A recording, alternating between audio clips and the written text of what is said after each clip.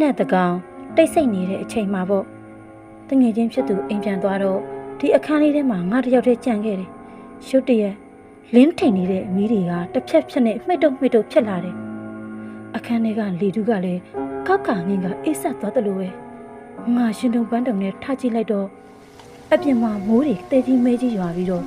လေပြင်းတွေကလည်းတုံးဟုံးနဲ့တိုက်ခတ်နေတယ်လျှက်စီးလက်တံနဲ့အတူ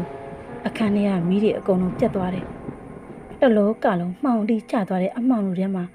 ငါရဲ့အသက်ရှူတန်တွေကတော့ပို့ပြီးတော့ပြင်းထန်လာတယ်မိုးတန်လေတန်တွေကြားတွေကအခန်းတကားကတဖြည်းဖြည်းပွင့်ဟလာလို့ငါအကြောက်လုံပြီးတကားကိုအတင်းပြေးပေးလိုက်တယ်မီးပြတ်သွားတော့ကြောက်လန့်နဲ့ပဲစပြန်ချက်ဖို့အတွက်မီးသီးကိုအတင်းဖွင့်တော့မီးသီးကလည်းပုံမှန်မဟုတ်ဘူးပိတ်လိုက်ဖွင့်လိုက်နဲ့တစ်ဖြက်ဖြစ်နေတယ်အပြင်မှာမိုးတွေဘလောက်ပဲတဲ့တကားနှက်ွယ်ကအမှောင်တွေကတစုံတယောက်ရက်ကြည့်နေသလိုခံစားချက်ကြီးကငါ့ကိုသွေးပြက်စေခဲ့တယ်အဲ့ချိန်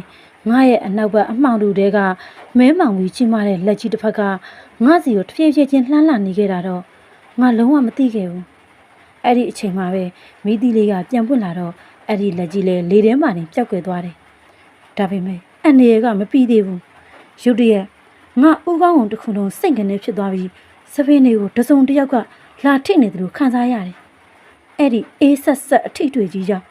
ငါတကူလုံးသွေးခတ်မတက်ကြောက်လန့်သွားပြီးတော့အနက်ကိုဝုန်းကနေလှည့်ကြည့်လိုက်တဲ့အခါဘာမှရှိမနေခဲ့တော့